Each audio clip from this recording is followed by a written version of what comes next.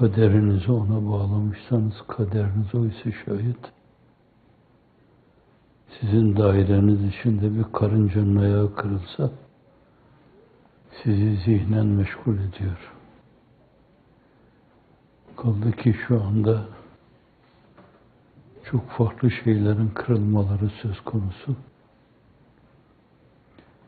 Ne kadar Cenab-ı Hakk'a tevekkül, teslimiyet, tefviz içinde bulunsanız dahi, bir insan olarak acısını duyma, teessürünü yaşama kaçınılmaz oluyor. Bu açıdan akla gelen her yere hemen sormak icap ediyor.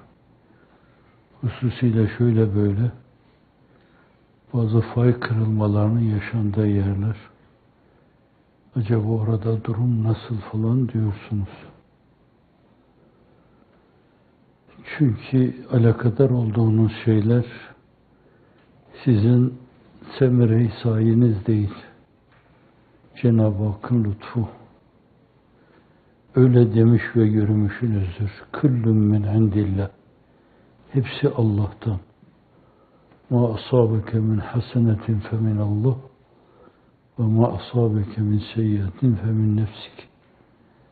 Yapılan şeylerde bir güzellik varsa şayet Rabbimizi alakadar eder, Peygamberimizi alakadar eder. Güzel şeyler sallallahu aleyhi ve sellem. Dinin ruhunu, özünü alakadar eder, güzel şeyler varsa bunları bizim güç, kuvvet ve iktidarımızla değerlendirmek doğru değil. Tenasüb illiyet prensibine göre biz ve efalimiz bunlara vesile olamaz, sebep olamaz. Hz. Müsebbibül Esbab'ın teveccühü, iltifatı, nefahatı, önsü, kurbu, mahiyeti. Dolayısıyla onun tabi başta Hazreti sahibi şeriata, ondan sonra da değişik çağlarda gelen büyük insanlara emaneti. Bu çağda da öyle görülüyor. O emaneti Cenab-ı Hak size yüklemiş. Bir yapılan şeylerin vüs'ati, genişliği bunu gösteriyor. Bu bizim güç ve kuvvetimizle izah edilecek gibi değil. Çünkü gönüllere Cenab-ı Hak bir vüd, sevgi vaz etmiş ki siz bunu temin edemezdiniz. İki enbiya-i izamın, sonra asfiya-i kiramın maruz kaldığı şeylere maruz kalmanız. Bu çizgi birliği sizin doğru bir yolda yürüdüğünüzü gösteriyor. Yol peygamberlerin yolu. Onun için rahatsız olsanız bile, huzursuzluk duysanız bile, fakat yolu olduğu için onlar da çekmişler. Çektiklerini çekiyorsunuz.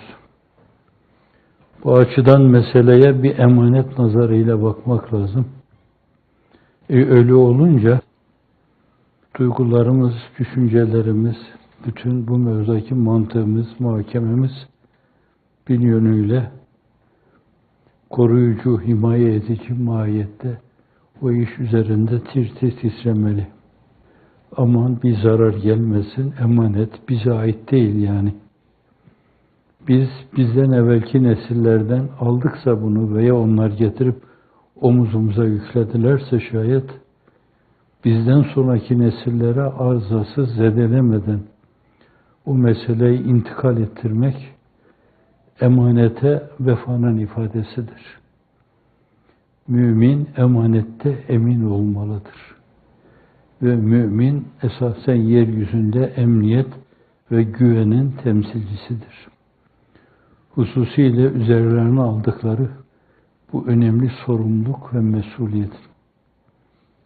Bunun için kafanızı bu türlü şeyler çok meşgul eder. Keşke kafalar hep bu türlü şeylerle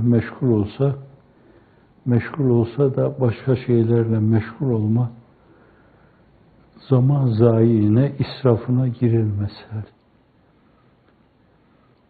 Yakışıksız, şık olmayan şeylere maruz kalabilirsiniz. Bunlar bazen dokunur, can yakıcı olabilir.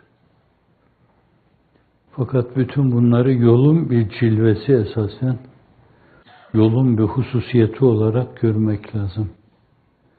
Çünkü siz arkadan gelenlere esasen patikaları şehrah yapma sorumluluğu altında bulunuyorsunuz. Çektiğiniz şeyleri onların çekmemesi için elinizden gelen her şeyi yapacaksınız. Sizden evvelkiler her şeye katlandılar. O patikaları sizin için şehrah yapma adına. Ve sonra meseleye bir ümit mührü de vurdular. Ümit var olunuz, şu istikbal inkılabatı içinde en yüksek ve gür sada İslam'ın sadası olacaktır dediler.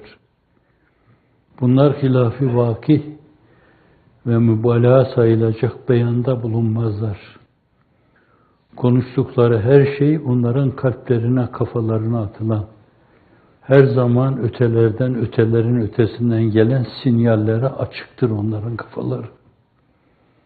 Dolayısıyla eğer öyle demişlerse ümit var olunuz, şu istikbal inkılabatı içinde en yüksek ve gür sada İslam'ın sadası olacaktır. Demek ki nereye kadar olursa olsun Hazreti Ruhu Seyyidül Enam'ın o da Cenab-ı Hakk'ın bildirmesiyle diyor. Ve ma yantiku anil heva in huve illa vahyun yuha allamahu şedidul kuva. Heva ve hevesine göre konuşmaz. Ona dediği şeyi doğru diyen ve hiçbir engele takılmayan birisi Allah'tan gelen o mesajları iletiyor, o da onu söylüyor. Bazılarına metlu diyoruz Kur'an-ı Kerim gibi.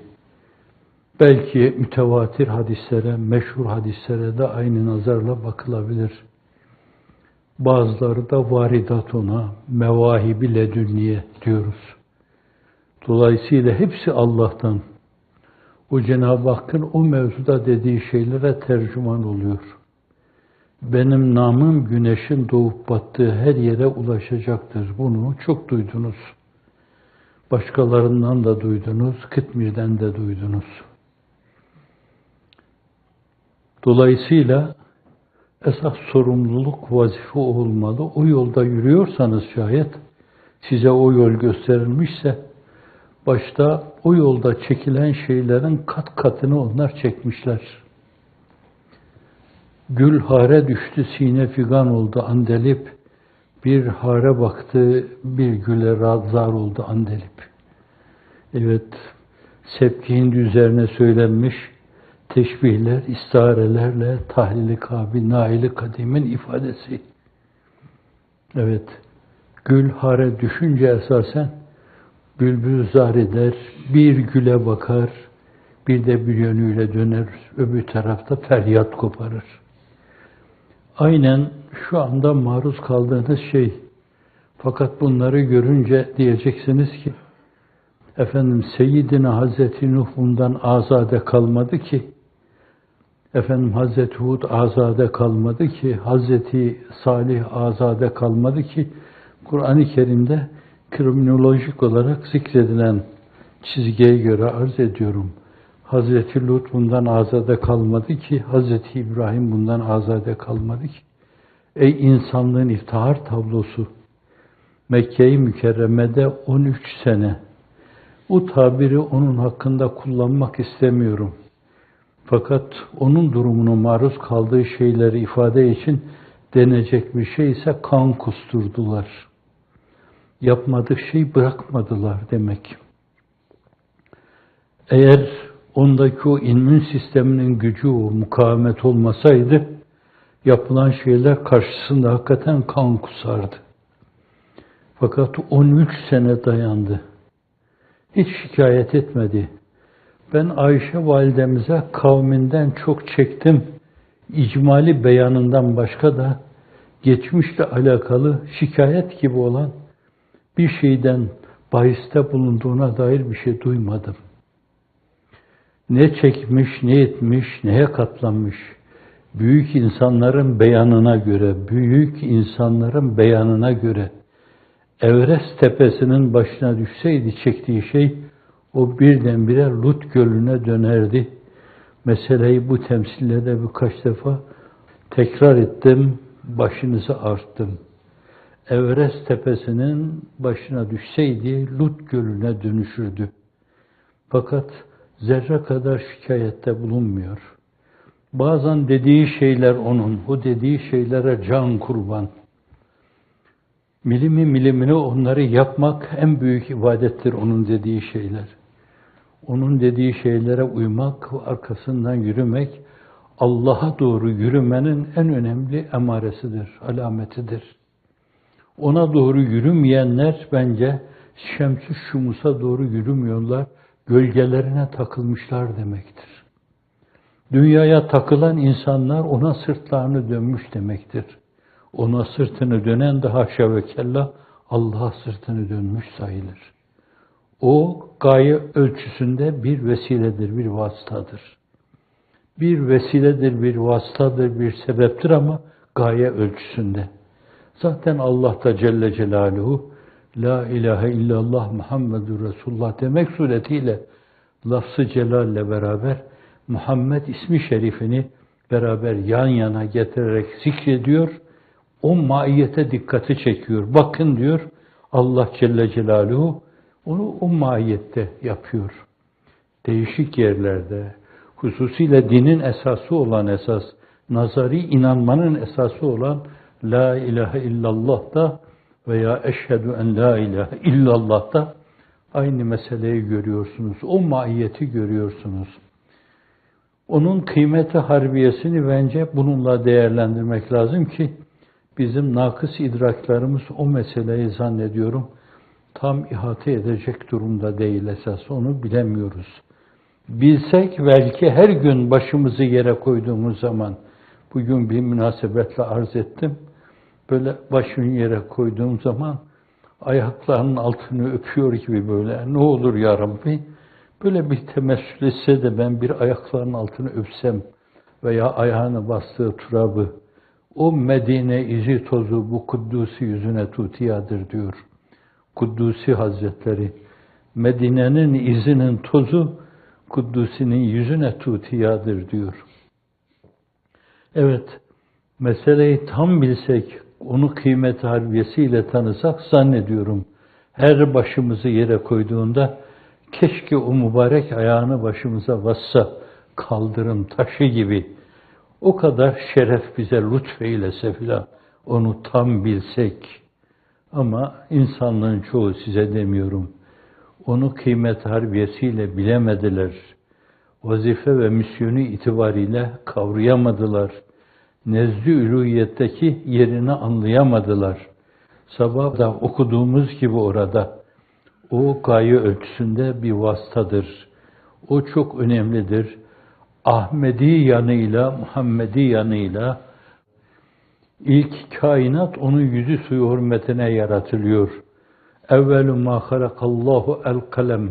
Evvelu ma halakallahu nuri buyuruyor o. Ve mahşerle alakalı kendi durumunu ve misyonunu ifade ederken de orada herkesin nefsi nefsi dediği an o şefaat diyelim bayrağını dalgalandırmak suretiyle Livaül Hamd altında başkalarına kucak açacak, Allah'ın izni inayetiyle başkalarının rahi selamete ulaşmalarına vesile olacak. Onu kıymet harbiyesiyle çoğumuz bilemedik, takdir edemedik. Bir taraftan bütün güç ve kuvvetimizle dünyaya bakarken, dünyayı yaşarken, dünyanın zevklerinden istifade ederken, saltanat ve debdebe arkasından koşarken, servet saman arkasından koşarken, konsantre olamamış insanların onu kendine has derinliğiyle duyması mümkün değildir. Onun için birilerine gönül koymayın. Dünyaya tapıyorlar, ne yapsınlar? Servete tapıyorlar, ne yapsınlar?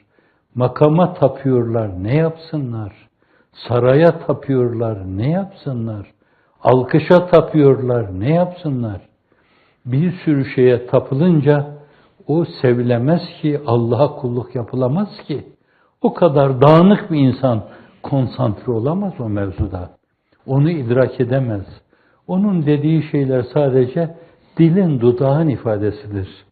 Mızrap yemiş kalbin sesi soluğu değildir.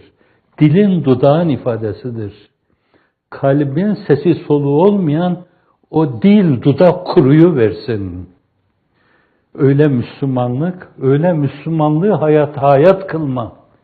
Onun siyasetini esasen getirme, tesis etme. Bütün bunlar bir yönüyle kalbin fonksiyonu değilse, o dil kuruması gerekli olan bir dildir. O dudak kuruması gerekli olan bir dudaktır. Ve bu türlü şeyler yalandır. Vallahi yalandır.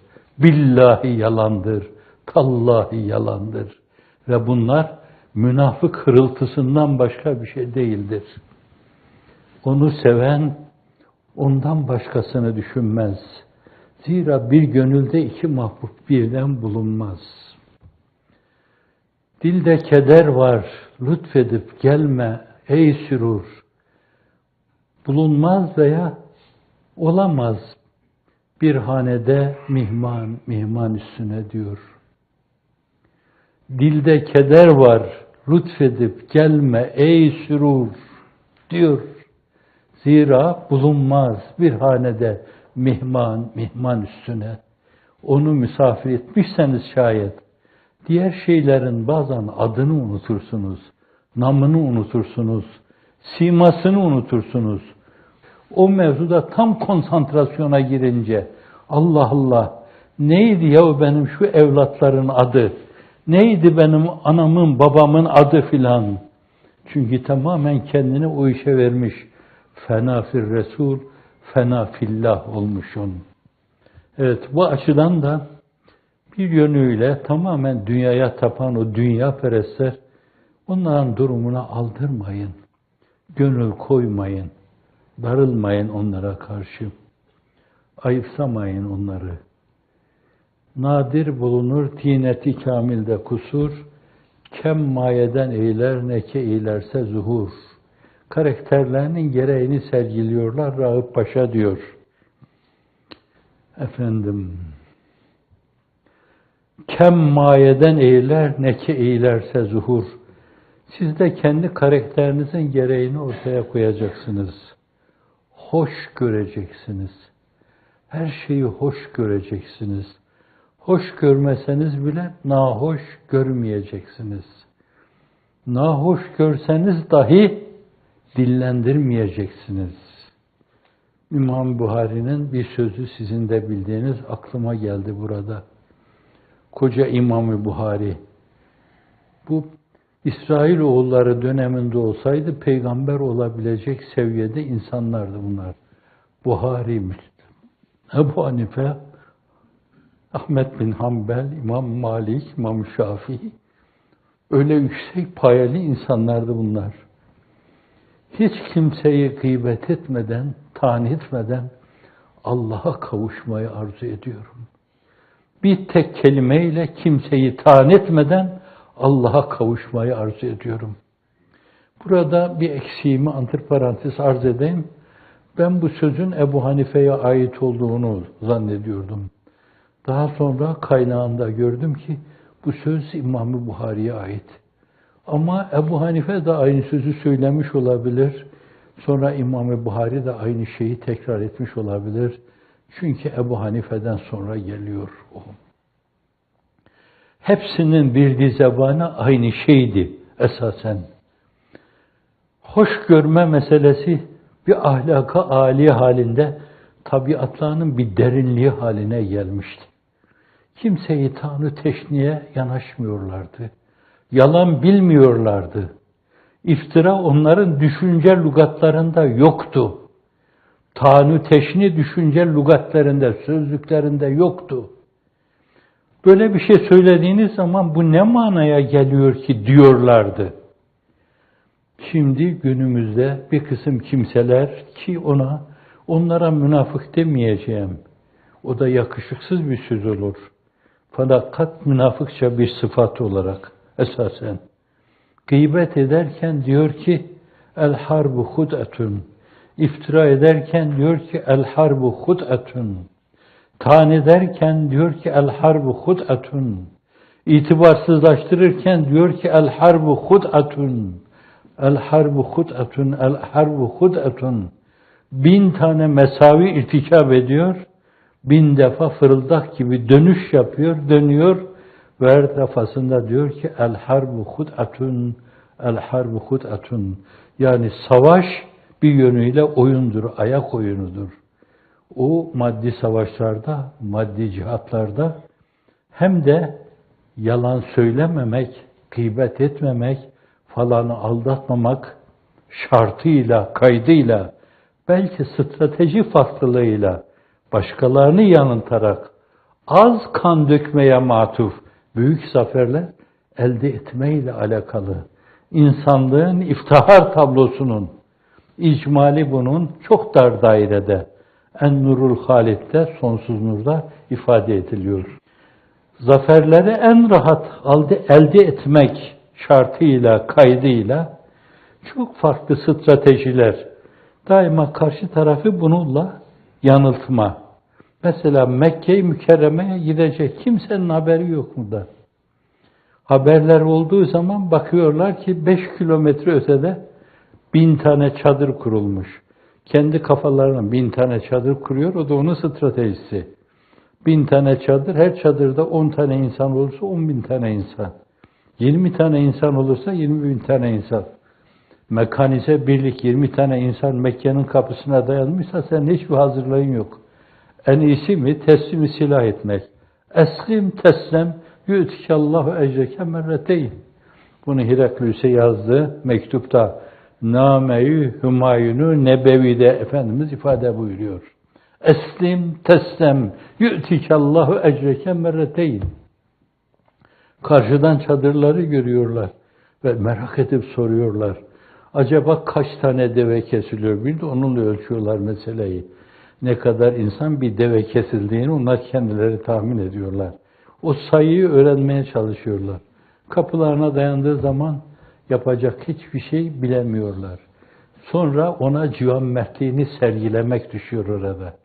Kabe'nin kapısının önünde durunca canım kurban olsun. Karakterinin gereğini seslendiriyor. Benden ne bekliyorsunuz? Sen Kerim oğlu Kerim'sin.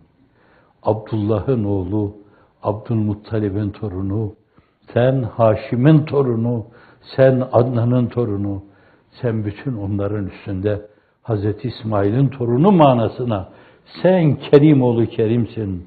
Kerim İbnü Kerim İbnü Kerim İbnü Kerim. Sen öyle birisin. İzhebu entumut tulaka. Gidin hepiniz hürsünüz. Düşünün. Fethediliyor. Onlar onurları kırılmış orada. Fakat bu sözler onları oksijen yudumluyor gibi oluyor. Ayrılıp gidiyor. O Efendimiz sallallahu aleyhi ve sellem sözünü şunlarla, Hazreti Yusuf'un sözüyle kafiyelendiriyor. La tesribe aleykumul yevm yagfirullahu lekum ve erhamur rahimin. Bugün kınama yok. Allah erhamur rahimindir. Sizin her şeyinizi affeder. O güne kadar hep gezdiği yerde, tozduğu yerde kin ve nefret duygusu sergileyip gezer. Ebu Süfyan ve Hint bile eve kapanıyor, penceresinden bakıyor. Vallahi bu Allah tarafından teyit ediliyor diyor. Ve kısa zaman sonra da, 2 sene sonra da Yermük Harbi olduğu zaman da o harbe hanımıyla beraber iştirak ediyor. Allah Resulü'nün yolunda ve Allah Resulü'nün getirdiği şeyleri yıkmaya matuf gelen bir orduya karşı savaşıyor orada. Öyle amudi bir yükseliş sergiliyorlar ki, dikey yükseliş demek. Öyle bir dikey yükseliş sergiliyorlar ki insan aklı durur. Ben burada antiparantez ifade edeyim. Ne Ebu Süfyan'ın böyle amudi yükselmesine, ne Halid İbni Velid'in amudi yükselmesine akıl erdiremedim ben. 3 sene içinde insanların bu ölçüde böyle seviye kat etmeleri, hiç durmadan seyri sülûki ruhani yapsalar, bir ayda bir yemek yeseler, her haftada bir yudum su içseler, hep Cenab-ı Hakk'a müteveccih olsalar, bir insan bu seviyede yükselemez, mümkün değil. Ama işte bildiğiniz gibi Hazreti Halid çadırın içinde vücudundan şakır şakır kanlar akıyor. Vücudumda kılıç yarası almadığım bir tek yer yoktur diyor burada. Ama gördüğünüz gibi çadırda böyle zelilani ölüyorum diyor. Efendim bu ne yüksek bir seviyenin ifadesi, ne yüksek bir soluklanmanın ifadesidir. Neyi soluklanıyor burada? Şuradan bu girizgaha girmiştim. Evet, başkaları kendi karakterlerinin gereğini esas sergilerler. Siz size düşeni yapacaksınız. Sizden evvel gelenler esasen çekilecek şeyleri çekmiş, hatta kat katını çekmişler. Öyle buyurmuş zaten. Eşeddün nâsi belâen el-enbiya sümmel emsel fel emsel. Belanın en çetini, en zorlusu enbiyanın başına gelen, en aşılmazı, en belalısı enbiyanın başına gelenidir. Ondan sonra da seviyesine göre diğer inanan insanların. Kendi adıma ben meseleye baktığım zaman hatalarım, günahlarım bu mevzuda Cenab-ı Hakk'ın lütfettiği şeylere göre, konumlandırmasına göre esasen beklenen şeyi yerine getirmediğimden dolayı onun ekstra bir lütfu olarak beni arındırmak için bana çektiriyor.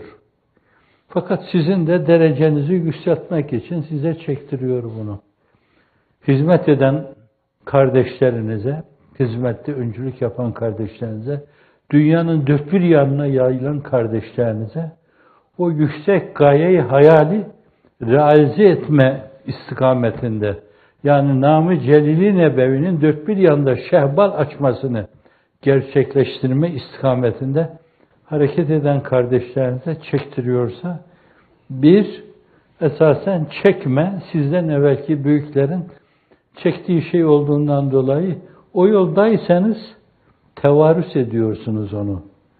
Evladın babasının malını miras aldığı gibi, tevarüs ettiği gibi o malı, aynen sizler de dava, duygu ve düşüncesi açısından sizden evvelki o büyüklerin ortaya koydukları şeyi tevarüs ettiğinizden dolayı onu belasıyla, musibetiyle beraber tevarüs ediyorsunuz.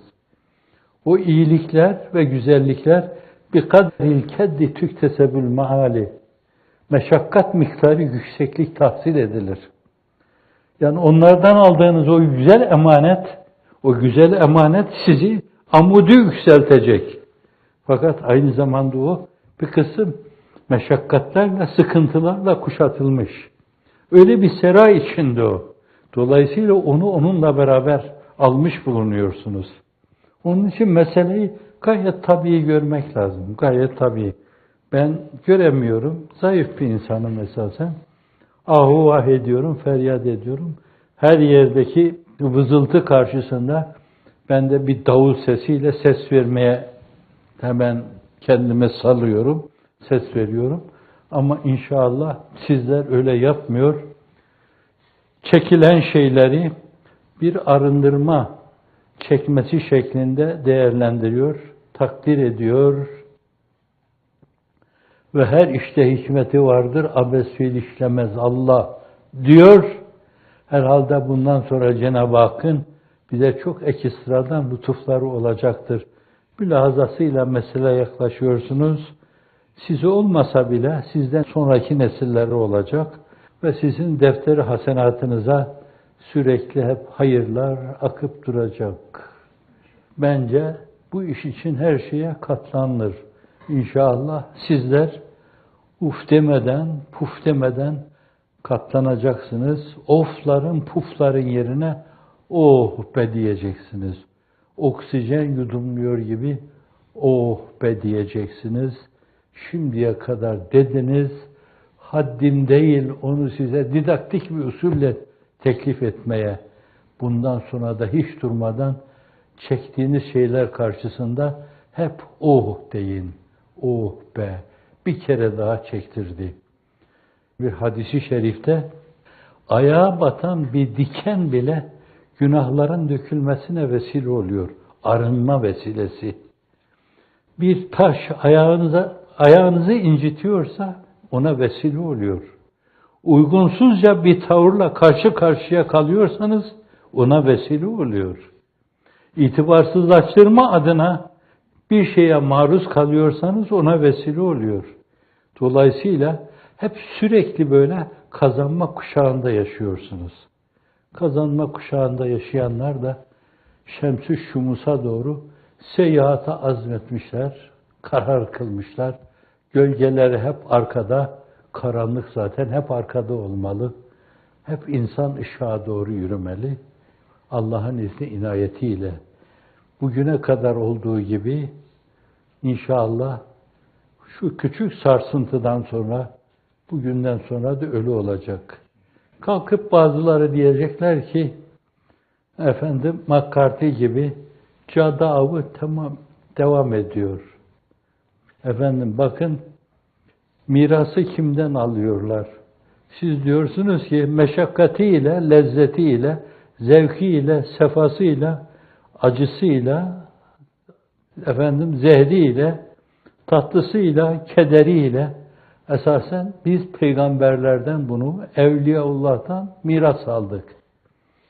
O da diyor ki konuştuğu yerde McCarthy'nin sözü, cadı avı diyor. İnsan kaçırmaya devam edeceğiz diyor. 7 cihanın haberi olsun bundan. Değişik yerlerde komplolarla evleri basacak, kapıları kıracak, Kosova'da yaptığımız gibi, Moldova'da yaptığımız gibi, efendim Irak'ta yaptığımız gibi, Afganistan'da yaptığımız gibi, efendim Pakistan'da yaptığımız gibi daha değişik yerlerde hayır adına ne kadar bayrağı dalgalandırma adına dikilmiş direk varsa hepsini yıkma pahasına biz McCarthy'lik yapacağız. Çünkü biz McCarthy'nin mirasçılarıyız. Ona ait bütün hususiyetleri de tevarüs etmişiz.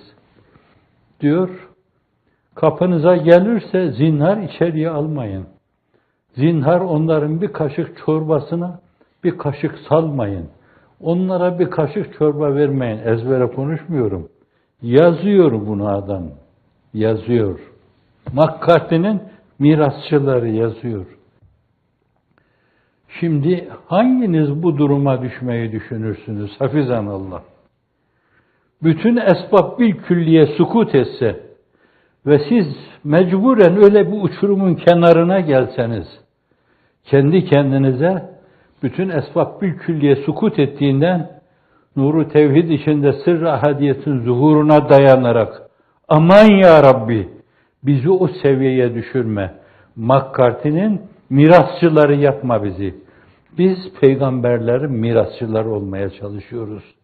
Biz efendim Ebu Hanifelerin, İmam Şafiilerin, İmam Maliklerin, Ahmet bin Hanbellerin, Fuzeyl İbni Yazar'ın, Bayezid Bistamilerin, Cüneyd-i Bağdadilerin, Şahi Geylanilerin, Ebu'l-Hasanil Harakanilerin, Şeyhül Harranilerin, Maruf Kerhilerin, Necmeddin Kübraların, Muhammed Bahuddin Nakşibendilerin mirasçıları olmaya çalışıyoruz.